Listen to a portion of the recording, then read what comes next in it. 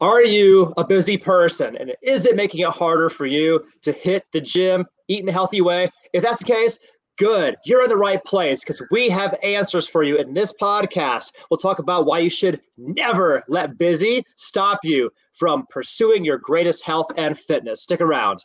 Welcome to the CrossFit Edwardsville Community Podcast, where we hear and learn from our coaches, CrossFitters, and Glen Ed community leaders. Now, here are your hosts, Dallas and Greg. What is up, everybody? Welcome to the CrossFit Edwardsville Community Podcast. So excited to have you here. This is where we get to meet and learn from our CFE coaches, chat with some of our local CrossFitters, and occasionally meet some of our Glen Ed community business leaders and owners. Great to have you all here. Dallas Amston, Communicate to Succeed. With me, as always, the one and only G Scale. How you doing, brother? Hi guys, welcome to another episode of the podcast. I'm pretty fired up today about this one, so we're gonna drop some knowledge bombs today. It'll probably be a shorter podcast, but punchy. We always say they're gonna be shorter, G, and then you and I get to laughing and playing. True facts, man. The truth is, everybody, I have no idea where we're going here. G said, I want to talk about the idea, don't let busy stop you from ... fill in the blanks. Achieving the goals, getting the fittest body for you, getting in healthy, all of the things. So I don't actually know where we're going, G. So I'm going to just lob it at you here, man. Yep. Don't let busy stop you. Talk to me about it. Yeah, and our ideal CrossFitter is age 25 to 45, married, with kids, working professional, history of exercise. They come to us because they're either stuck or they're bored of the average gym thing. And as a rule, we're all busy people. We're juggling our families, our responsibilities with work. We're juggling our own hobbies, our own interests, trying to be good spouses, trying to be good parents, trying to be good professional people. And sometimes it can seem like it's just impossible to get to the gym, or it's just impossible to find a way to make my food instead of going to the fast food restaurant. It can seem like an impossibly high hill to climb, or an impossibly high summit to surmount. So hoping that today, all I can hear is running up that hill from the last season of Stranger Things. Running up Kate Bush, man. that song hit #1 on like Spotify. I know. It was great. At the same time, the Top Gun was the #1 movie in America, and we were in kind of a Cold War with Russia and the Ukraine. So right. Yeah, it was like 1986 all over again. So I just want to share this thought that, somebody comes to me and they says, man, I'd love to be doing the gym thing, but I'm so busy. A thought I like to share with them is, cool. So when do you plan on not being busy? Or to put it another way, when is the next time you won't be busy? Because I think that we all understand and know and appreciate that everybody is busy. Everybody is morning till night, stacked schedule. So ask, when do you plan on not being busy? Or when do you think you'll not be busy? Because one thing that it does right off the bat is that it kind of creates that light bulb moment that, yeah, I guess I'm probably going to be busy with something else. Like if you were to say to me right now, I'm super busy, I'd be like, sure. Are you not going to be busy when the holidays roll around? Right. Are you not going to be busy when you get promoted at work and you have a higher level of responsibility? Yeah. Are you not going to be busy when spring sports start for your kids? No, you're going to be busy, right? But when the light bulb goes on, you sort of realize that obstacle is always going to be there. And if you say here and now, yes, I'm busy, and I'm going to wait until that passes before I get started with my fitness. Yeah. Then what you sort of do is you create a framework in your mind that being busy equals I can't do fitness, I can't eat healthy, which sets a precedent with yourself, a poor precedent. It sets a pattern of action that if I get busy, therefore I will stop exercising. Which almost, it writes your future story for you, because at some point you get that promotion at your job. Now you're working more hours, or you're your kid isn't doing as well in school as you thought, so you have to spend some extra time working with them on their math homework. What you've done is you said, in the future, when busy happens again, like maybe like you're especially busy in this season, but I know that a month from now it's going to be different. Yeah. But you've also said to yourself, it's implied there, that when I get busy again, I will stop exercising. I will stop doing nutrition because I know that when I get busy, I stop doing those things. So essentially, you've already written your story that you are going to be inconsistent. Yeah. You're saying, I have decided that I will be prey to my circumstances. I am going to be a victim. Yeah. And if busy happens to me, my health will take a back seat. Eventually, my health will fail me, and it's going to be because I'm a victim of busy, right? Yeah. Versus if you say, you know what? Yes, I am busy, but I'm going to draw just a couple lines in the sand that each day I'm going to do at least this. Yeah. And maybe I do just this thing for healthy eating that gets me a little closer to the goal line, a little farther up the field.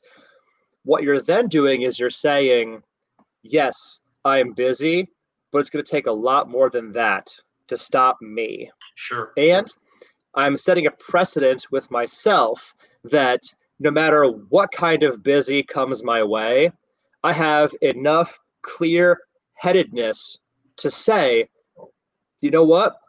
I do not accept having my health fail me. I do not accept being tired and lethargic. I do not accept my body breaking down. Yeah. I do not accept that I will set an example for my kids that if you're busy, you shouldn't worry about your health. Yeah. I'm not going to set that example for them. Look, I'm gonna write a way better story right here, right now, that I'm busy and I still did it. I still found an hour to get to the gym. I still found 30 minutes to go buy some healthy prepared meals from Clean Eats or whatever establishment, so that when I'm less busy, I can look back and be like, when the going was tough, I still did it, and now it's easy. Yeah. And I have a precedent with myself that I don't fall off the wagon every time inconvenience occurs. Yeah. Spoiler alert, it's going to occur. Spoiler alert, there will be inconveniences. You know what this reminds me of, G? So for those of you of the Christian faith or even the Jewish faith, there is a principle known as the tithe, which is the first 10%. You give 10% to the Lord of everything you earn. And me growing up in a church, tithing was it was automatic. It just happened automatically on my gross income, to the point where even where it was like, if I held on to this 10%, we could maybe make that work. Like in tighter times and there were financial stresses, it was like, well, if I hadn't given that 10%, but here's the truth, I've never missed it because it's just ingrained in the behaviors. And so this kind of feels almost like a 10% of your body, like a tithe to your future health. And again, my financial health is always good because I trust that I get to steward 90% and I still tithe 10%. And there's even this principle in, but it's automatic now.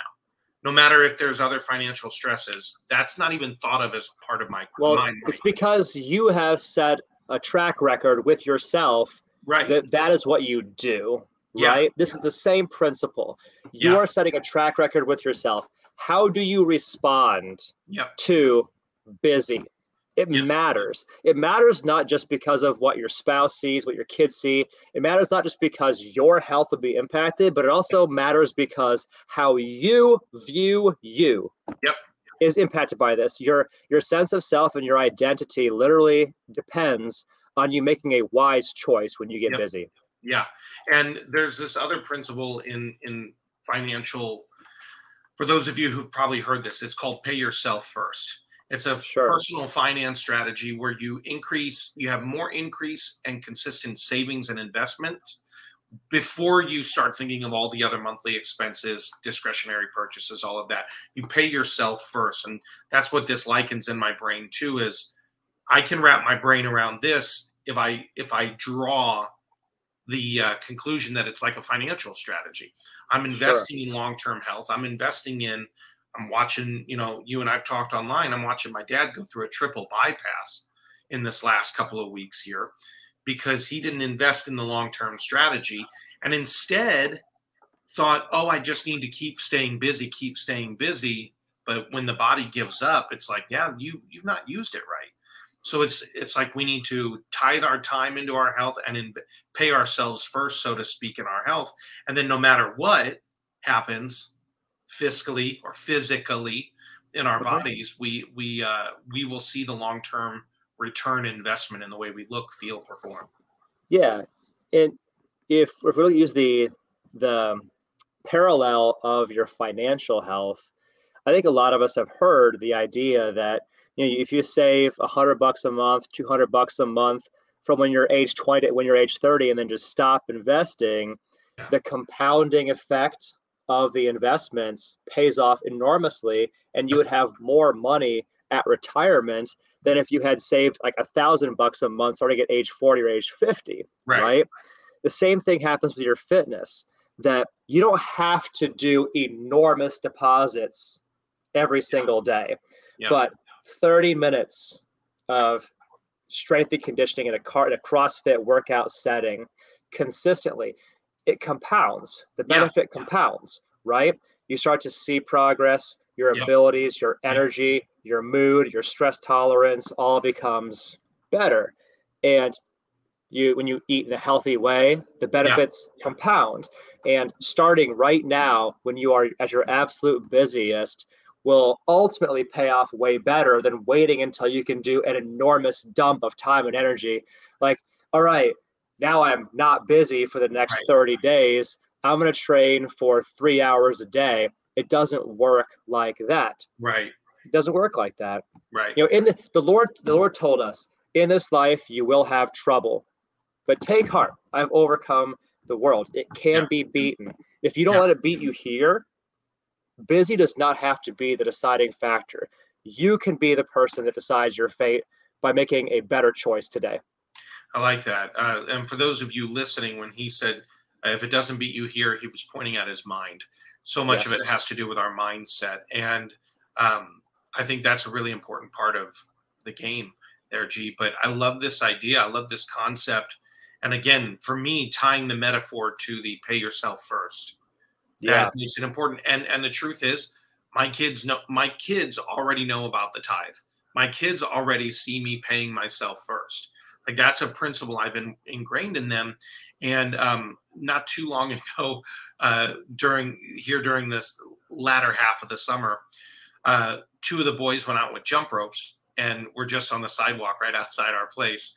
And she's like, "What are you guys doing?" They're like, "We're CrossFitting." Yeah. And I was like, all right. So they're seeing it. But for me personally, I'm one of those people, and I'll admit it, guys, hands up, 2 hands up in the air. I'll admit it. I'm one of those people who, when the clock starts getting full, when the calendar starts getting busier, it's an easy thing for me to say, no, I'll take that hour and do something else until I get done with it. Versus lately, and you've been challenging me this, G, is actually book it into my day. Yeah. It needs to be on the schedule. For the busier you are, the more important that you actually put it on your calendar. Yeah. Yeah. And so I write it in now, and I don't miss it when I write it in. It's on, I don't book around it. It's just what it is. So I think that's a really important principle. So everybody, think about how you can think first on how you prioritize your fitness. Where on the list does it get prioritized in your schedule and in your day and in your relationships, in your social? The great thing is, at a place like CrossFit Edwardsville, you do get a little bit of social interaction. You're done within that 45 minutes to an hour. It's scheduled for you. You don't have to sit and think through your quote program, because the program is already finished for you. G is up away from the microphone, and he is going to get something important, it looks like. I'm not quite sure what he's going off to grab. But the idea here, everybody, is I'd like you to think about where it currently sits on your priority list. And then how can you begin to, quote, pay yourself first? Number one, where does it sit on the priority list? Number two, how can you begin to pay your physical body first for the long-term investment? Like we always say, look better, feel better, perform better. And one last thought on this idea that I think a lot of people look at a choice to exercise or eat healthy, an investment in their health, their wellness. They look at it as a mutually exclusive decision. I am choosing not to invest in my business by investing in my fitness. I'm choosing not to invest in time with my kids if I invest in my fitness. Yeah. I would push back on that every ounce of investment you do into your health and your fitness is an investment into your business prospects. Sure. It is an investment into your relationship quality, because when you are bringing your best self to work, you think better, you solve problems faster, you have better positivity. When you feel good about you, people around you can pick up on that, and it makes a difference in your work relationships, in your personal relationships. Your family, your friends, your kids, your colleagues at work, they want you to be your best, your clearest minded, your best energy, your best focus and concentration. They want that healthy, energetic, vibrant you. And you want that too. So don't let busy stop you. I love it. Don't let busy stop you. I love it, everybody. So G, thank you. Knowledge Bomb. Now we should change the name of this podcast to Knowledge Bomb with G Skell. Maybe it could be a series. A couple more where that came from. The WAD Doctor. Yeah. So. I have some plans of bringing back some of those topics too. Heck yeah, I think that's awesome. So everybody, if you are looking to connect with us, most of you who are in our community, you already know how to find us on the social. But if you're just listening to today's podcast, check us out on all the socials. Facebook. How funny is that? That was not a Freudian slip. That's the new social. That's the new social network. Facebot. It's all AI all the time. Facebook, Insta, Twitter, TikTok at CrossFit Edwardsville. You can also, when you're ready, go to CrossFitEdwardsville.com. You can check us out on the old Google machine too and read hundreds of our 5-star positive reviews. But when you are ready, go to our website, CrossFitEdwardsville.com, and you will see a button there that says book a no sweat conversation. Click on that, connect with one of our coaches, connect with G Scout so that we can help you take the next step in your fitness journey so you can look better, feel better, and perform better. And again, that's all at CrossFitEdwardsville.com. G Skell, so appreciate the time and appreciate the knowledge. No, thank you, sir. Thank you. All right, everybody. Thanks to you, Dallas. Thanks to our audience for tuning in. We look forward to seeing you guys in the next episode.